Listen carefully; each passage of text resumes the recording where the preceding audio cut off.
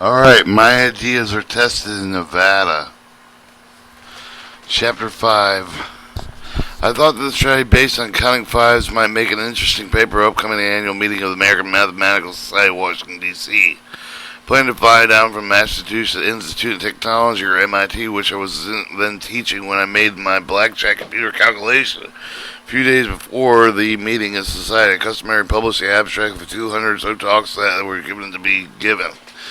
Good was my abstract describing 5 strategies, 4 fortunate formula and winning strategy for blackjack. 2 evenings before I left the meeting, I was surprised by a call from Dick Stewart of the Boston Globe inquiring about the abstract. The paper sent a photograph out of the take of my picture. Meanwhile, I explained that the basic idea of my system to Mr. Stewart over the telephone. The next morning, I'm amazed to see the picture of myself on the story of the front page of the Boston Globe. Within hours, the story and more pictures were released by the news service than 1,000 subscribing newspapers across the country. Following my paper in Washington, I was forced to give the press conference. This was televised. A major network interviewed a number of the radio programs. When I returned to my office in Massachusetts Institute of Technology, my desk was heaped with a mail and telephone messages spurred with the continuing publicity. During the next weeks, hundreds of letters and long-distance phone calls rained in the bulk of which were requests for the copies of my paper and any further available information. Interspersed among the correspondence were considerable number of offers to back me in a casino test of my system. The amounts preferred ranged from a few thousands to as much as 100,000. Together, they into total $250,000.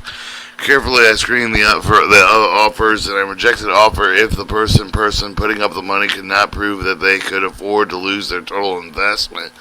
This is the reason, of course, that there is small risk of very bad stake, even in the winning strategy discussed earlier. I was also worried about the possibilities of being cheated. Since the $100,000 was most attractive, I considered it the first. I offered jointly with the New York multi-millionaires whom I share referred to as Mr. X and Mr. Y. They're both large-scale gamblers. Mr. Y once lost $100,000 in one casino game without being seriously hurt financially. Mr. X's gambling activities involved hundreds of thousands, even millions of dollars in profits. He has been famous for years in gambling circles in the Mirage in Las Vegas, and I learned both that he was familiar with the exploits of the little dark-haired guy in Chapter 8, and he had made large sums himself at the blackjack. Thus, he was thoroughly sold in advance. Preparations. When I told Mr. X of the interest, he drove up to New York on one Sunday. He showed me enough to have the practical gambling knowledge and skill to persuade me that he could quickly detect cheating and imitation expensive of Mr. X and Mr. Y. I flew to the Boston, New York several times to discuss the system to plan a trip to Nevada. As a reader may have already learned from the practice at home in a casino, the five systems wins too slowly. Because of the good situation, locates fairly rare. Fortunately, I was already working on a far more powerful system, and announced when I announced the 5 system. This was the 10-count method described in detail in Chapter 8. It was the method I planned to use in the casino to make the stories easier to follow. I described the method briefly. The player keeps track of the 2 kinds of cards, 10s and non-10s or others. There are 16 10s in each deck. That's for 36, 16 10s in each deck and 36 others. The player's edge is measured by the ratio of others to 10. For one full deck, there's 36 over 16, or 2.25. 36 over 16, which is 2 1/4. When the ratio is below 2 1/4, the player has the edge. When above the casino has the edge.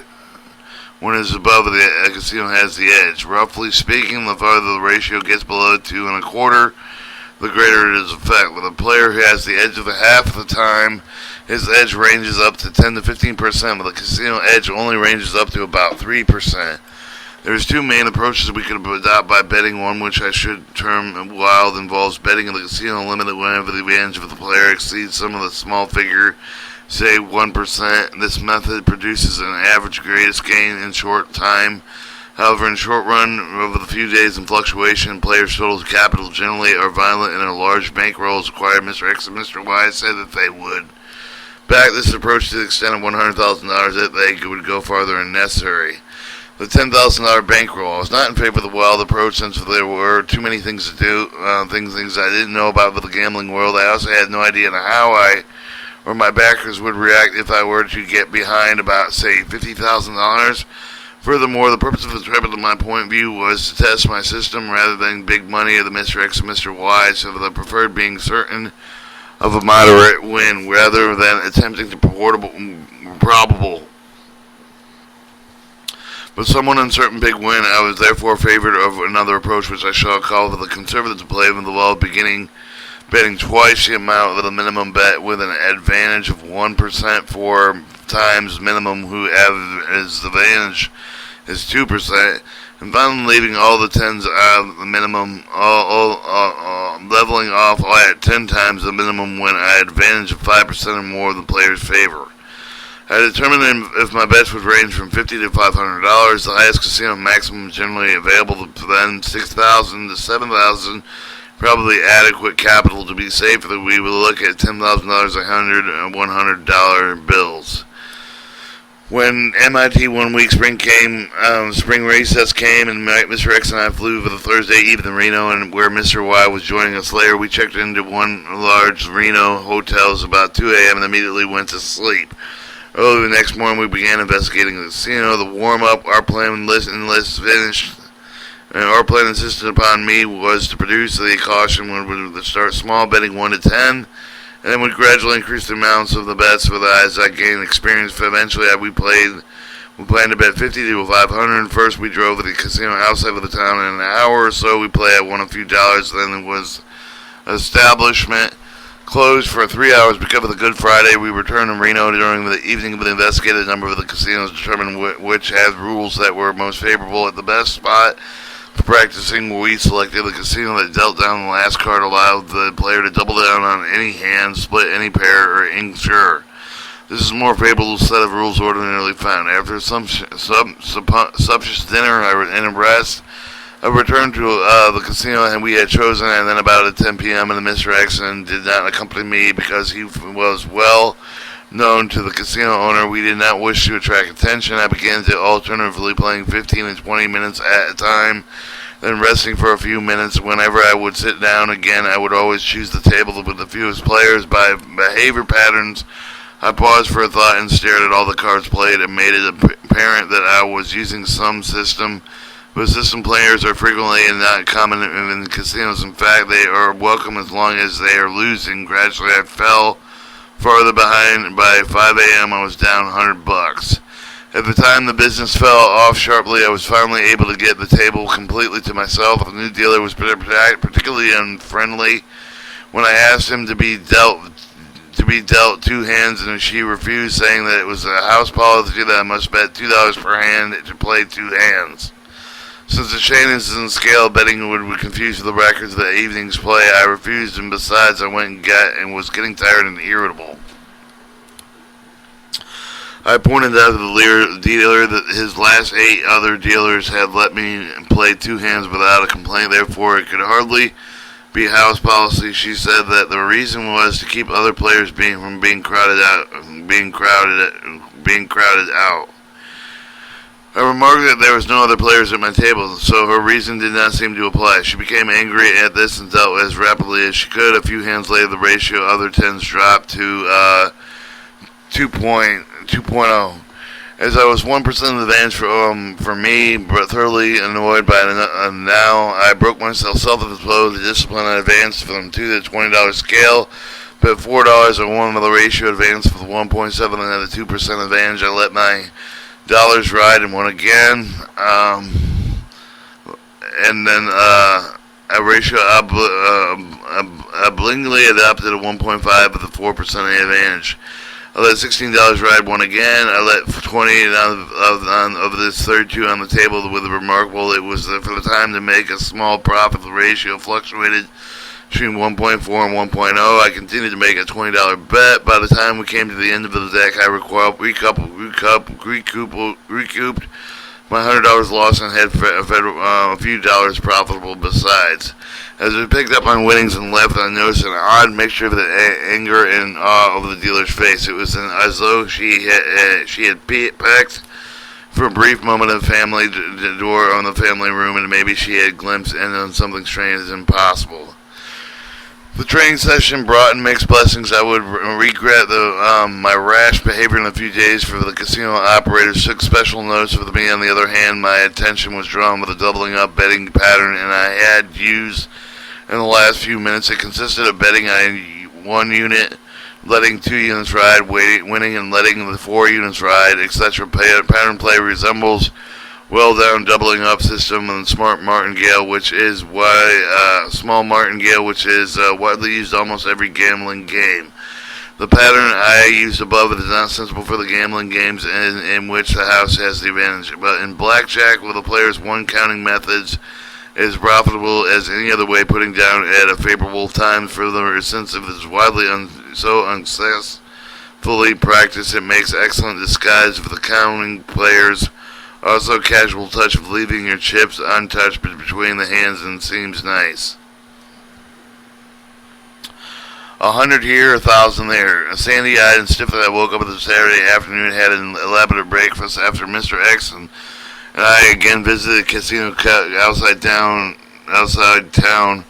Within minutes, we were playing $10 to $100 scale. I went from 200 or 300. Mr. X joined me, and I played for a couple of hours. We accumulated $650. The house began to shuffle the deck with a shuffle of cards before the end. Since the favorable situations arrive with the greatest frequency at the end of the deck, the shuffle up sharply reduced the rate of profits because we were only practicing it. It seemed discreet for us to leave it now and hope that we could come back later for a few full-scale hours. Mr. X and I were expecting Mr. Y in Reno on Saturday. Even Mr. Y arrived after dinner. Mr. Y and I set out to seek out our fortune. We visited the famous Harold's Club in the numerous building in the center of downtown Reno. We began to play $500 maximum tables. The maximum generally range from 100 to 500 in Nevada, varying from casino to casino, frequently from the table to table. Given the casino with other capital, we prefer the highest maximum possible. In the 15 minutes, we won $500, warming up the $25 to $250 scale. Other dealers decided to alert the management of the casino. She pressed the concealed button with her foot. Within minutes, Harold Smith, Senior and Junior arrived with exchanged pleasantry politeness with us, but they made their point. The deck would be shuffled as often as necessary to prevent us from winning. Most casinos' owners learned over the last decade. Some of the players who wait until the special combination cards arose near the end of the deck that they would sharply up their bet, sometimes going from 100 to 500. These players were stooped, and by shuffling the deck 5 to 10 cards from the end, therefore the save to Harold Smith Sr. instructed our dealer to shuffle no later than 12 to 15 cards from the end. Fortunately for them, and we waited to see the results, we were not playing alter moves. We continued to use the same 10 strategy we had used all evening. The strategy locally favorable situation first hand had been played, even if the only 4 cards have been dealt. A few minor favorable situations appeared where we exploited by us. Thereupon the deck was shuffled 25 cards from the end. Some favorable situations still arose. Finally, the dealer began shuffling 42 cards from the end. This is the only after 2 hands had been played. Fencing went on 20 minutes or so, and in the time of the combination, bad luck, the club's unfavorable rules, the shuffling allowed us to squeeze out only an additional $80. It seemed useless to continue playing at the casino, so we stopped. When we visited the casino in one large hotels, we had been told that they used a cheater dealer or big money players. After being cheated on the very first hand incident, the described detailed chapter of cheating was moved on. We moved on. $900 bets on single hand, and next casino maximum was only $300, but the limit to compensate with the excellent rules of the player could ensure that in split any pair with a double down any set of the cards. We purchased $2,000 in chips from the cashier, selected the table to which no other players are lost so steadily, and at the end of the 4 hours of play, I was almost $1,700 behind. I was discouraged, however, the pattern of countless hapless players before me With, I hope, better reason, decided to wait for the deck had become favorable just once more and I could recoup some of my losses. In a few minutes, the deck obliged and suddenly produced the ratio of the tens of 1.4 or 5% advantage, which called for the maximum bet of $300. Curiously, my remaining chips amounted to be precisely $300. I tried to decide whether to quit as if I lost this one. I picked up with my head and found a pair of eights and they had to be split. I flung three $100 bills from my wallet onto the second eight, and one of the eights was dealt with a three. Dealt the three. I had to double down as I flung three more $100 onto this hand, but there was now $900 laying on the table, the largest bet I have yet made. The dealer was showing a 6 up and the turn down with a head of the 10 under, and he promptly busted. Now it's only $800 down. The deck continued to be favorable, and the next was favorable after the first hand. A few minutes, I wiped out all my losses. Went ahead $255 with this burst. A good fortune, Mr. Wine-Eye decided to quit for the evening. After the 10 system had shown feature that would appear repeatedly moderately heavy losing streaks mixed with lucky streaks and most dazzling brilliance. Next afternoon, Mr. X and Mr. Wine-Eye visited the casino outside of the town again. Before sitting down to play, I made a phone call. I came back to my friends, told me that the casino had barred us from playing, but it would be only too happy to pick up our meal tab. I called over the floor manager and asked him what this was all about. He explained I was friendly and courteous manner that the staff had been seeing me playing the day before, and they were very impressed with the steady winning rate. It was large for bet sizes. He said that they could not figure out what was going on, but they had finally decided, in light of the previous experience that the card counting system was involved, my technique was becoming hard to detect.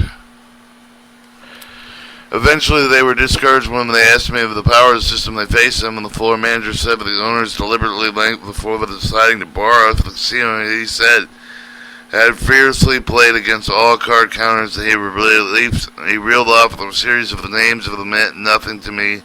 He had beaten them all with one exemption, described that only the player that had previously barred with a little dark-haired guy from Southern California. We had already mentioned the individual will say more about him than others famous entire early players later on. We returned to our hotel while my friends took the care of the business. For a couple of hours I passed for the time and away betting $5 to $550 on the blackjack table. Despite the annoying presence of the shill, I won about $550. At this point, the pit boss asked me to stop playing at the hotel and tell my name, saying Messrs. X and Y, any other friends that I might have. He did say, however, that he would enjoy unlimited drinks on the house. Immediately, I had Moscow Mole that went to. I had a Moscow Mole. Then went to all my friends that they had all banned from the casino without their ever having been played there. It was also summertime Sunday when there was three visits to the casino in which I had made a $900 bet. I was warmly remembered the rich playboy of the night before who had been down $1,700 before wrangling it off the hook of some quirk of the fate. We were invited to dine courtesy of the house for the prelude of the evening's gambling festivities. After $4 entry for the basic black baked oysters on the half of the shovel of various supporting dishes, caped with wine, I set out somewhat unsteadily for the gambling table. I was truly a lamb ready for slaughter. Within a few minutes, however, that was to peak all alertness, and within 4 hours of the betting $25 at $300 to $300, I was ahead $2,000. I was beginning to tire and almost reluctantly decided to return to my hotel. I remember close to the casino, fondly, courteously, hospitality, spacious, attractive, modern dining room with its confined casino, and the casino with its juicy little clusters of blackjack table, the favorable rules, and last but not least, free money. $25 minimum game. My friends and I were ready to do action section, both of the customary sum of the mathematical sum of the totals, all of the best made of the Monday afternoon. We drove to the south and state line, Lake Tahoe. At about 6 p.m. we arrived at Hurrah's large, brightly lighted gambling factory, jammed, barely able to get to the sea of the blackjack tables. A few minutes after I played for the table of $2,000 worth of chips I had purchased from the cashier, pit boss rushed over to invite me to dinner and to show I in turn requested with a success my two friends be included. I began a game with a few minutes. As I began to win, Mr. X joined in 40 minutes. I won $1,300 and Mr. X was betting wildly, won $2,000. He took with a timeout for the free dinner. We further featured filet mignon and champagne within hours dessert. Filet mignon and champagne with the hours distantly was present, in which bills for the free dinner and the charge $11,000. After a dining stroll across the Harvey's wagon wheel, we both were $500 limit acceptable rules. Usually purchased $2,000 in chips. The cashier selected the least busy table from the beginning. I was plagued by $1 bets who came and went, generally slowing down the game with the conceal of the cards so that they were hard to count, who created many other small annoyances. Whenever a small bet arrived at the table, I pointed out we reduced my minimum bet from $50 to $100. A few minutes of the pit boss got the message and asked me if I would like the private table. When it said it would transport me with ecstasy, he explained the general of the club did not like psychological effect of the private table on the other customers. However, the traces smile. He said that $25 minimum Gabe could arrange and wonder if that would be satisfactory. I promptly agreed and signed with the effect of the install of the cleared table. The customers but me and small crowd gathered quietly to the watch that their somewhat plumpish fellow lamb to go to the slaughter. $7,000 in 2 hours. I had won a few $100, and the pit boss was amazed delightfully. He sent seeing another wheel-heeled lamb wander up and sit down at my table, and it was none other than my friend Mr. X. Thereupon jumped in the game, and I took responsibility for both of us keeping the count when calling the signals. Were 30 minutes. We emptied the table, the money train with the blackjack version of breaking the bank. One splitting bosses trembled with fear. Other employees began to panic, and one of the dealers bleated out into her boyfriend higher up, "Oh, help me, please help me." The pit boss was trying to explain why our win was their nervous knot of subordinates. Will money tray was being restocked. The crowd swelled. They began to cheer on their David again, Casino Goliath. Bystanders blotted out rather loudly that he would seen him for the roaring star of the Reno 2 nights earlier, but wondered if he would have done there what we were now doing here. The pit boss listened attentively, and we quickly hushed up the bystanders to the table, and with the tables to woe. 2 hours we broke the bank again. The great heaps of the chips are front and included more than $17,000 in profit. I won about $6,000. Mr. Gax beating wildly. He won $11,000, tiring rapidly with the after effects of the huge dinner and increased efforts of managing two hands.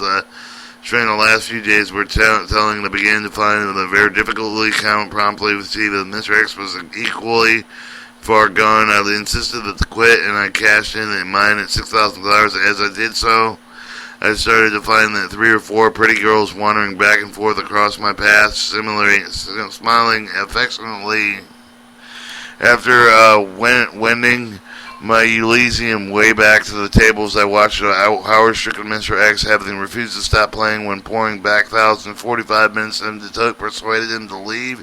It cost two of us about $11,000 of our $17,000.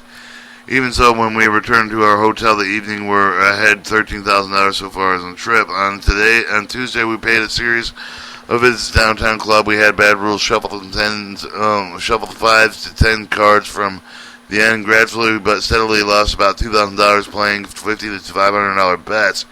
Player could double down in 10 or 11 only and could not ensure the dealer hits off on 17. It will be seen in the chapter on the rules. Variation players whittled down in the average rate of slightly less than 1% while awaiting favorable situation. Although the situation did arise, they reduced somewhat to the both frequency and favorability, playing $50 to $500. 10 strategy produced perhaps leave $500 per hour with the favorable rules, about $400 per hour with the typical rules. With unfavorable rules described, the strategy probably produces about $250 per hour with the risk of bad fluctuation rises sharply. New and profitable point counter strategy works quite well on unfavorable casino. The strategy presented in Chapter 6 and 7 allows the players to count all the cards It's no more difficult than 10 strategy. My friends are recalled for the club in which I first practiced over the extent rules of base made on practicing dealing down to the last card of the deck. Decided to pay the return of Mr. Y of the purchase $1,000 in the chips. Began to play, immediately began to win, but within minutes the owner was on the scene and in a panic. He gave the dealer and the pit boss instructions of amazing performance whenever I changed my bet side of the dealer, shuffled whenever I varied with the number of hands I took with by the time I could play from 1 to 8 hands at one time, faster than the best for the dealers could deal. Dealer shuffled the dealer against one I had played with the last of my practice session was standing in the background. She fingered me, staying over and over reverently tones had much of the advance of the skill since in the other night. Finally, I happened to scratch my nose, and the dealer shuffled credulously. I asked her whether she had shuffled each time I scratched my nose. She said she would. A few more scratches convinced me that it meant that she said. I asked whether any change in my behavior pattern, no matter how many it would cause her to shuffle. She said it would. I was now playing merely even with the house. After the shuffling destroyed nearly all my advantage except for the game with the seeing with the Baron car by the chance of the move ahead of about $300. Then I asked some of the larger denomination chips of 50 to 100, as I had been 20, as I had were 20s. The owner stopped a step forward and said that the house would not sell them to us. He then had a new deck brought in and carefully spread his face down and face up. Courteously, I asked whether the spread was face down. Although the practice in common one in the casino seldom do, they examine the back of the cards for a couple of minutes. As these the people were doing, the dealer explained it was believed that I was unusually acute vision. I wear glasses, could distinguish blemish marks on the backs of the cards, and this surmise it was enabled to foretell with what cards was going to be dealt. I scuffed my house and still panicky at my wins continued, but brought in 4 new decks in 5 minutes. Alright, after disposing of a particular house theory, I professed to tell us the thought about my secret. The dealer claimed that I could count every card as it was played, that I knew exactly which cards had not been played at each and every instance. Now it was well known to the students of mnemoniocracy, the science of memory training, that one can readily learn to memorize in proper order of all the deck of the cards as it's dealt out. However, I was familiar enough with the method involved to know that if the information was memorized could not be quick enough to play blackjack, so I challenged the dealer, rashly claiming that no one in the world could watch 35 cards dealt quickly off of the pack and then tell me quickly how many each count of the card remained. That's mnemotechnique, signs of memory training. She answered by claiming the pit boss next to her could do just that. I told them that I would pay $5 on the spot for a demonstration. They both looked down sheepishly and would not answer. I made an offer of $50. They remained silent and ashamed. My friend Y increased the offer to $500. There was no response. These sportsmen were left disgusted. After the next club, the Mr. Y and I visited the blackjack table of the pack and inquired about the private and gambling, balding, estimated effeminate man scampered out in and nervously high tones told us he knew that we were up to and that they were on to us. No thank you, and other sportsmen. So I provided a system, and the millionaires had billions elsewhere. I agreed to terminate our little gambling experiment in 30 man hours of medium and large scale play was built up at 10,000, 21,000. At a point, did we have to go into our original capital more than $1,300 plus experience. Our experiment was a success, and my system performed in practice just a theory on which was placed and predicted would. Having an hour to kill before leaving the airport, we visited a friend Mr. X had in prima donna casino friendly operated. I was in favor of having the last big round of play. Mr. X did not want to have his friend hurt rapidly. He bored and by conversation wandered by the blackjack tables Found $3 in my pocket, inflicted on me to change the last local merchant I had patronized. I despised the silver dollars at the table. Soon, when the great sequence of favorable situation came along, in 5 minutes made $3 by making $35.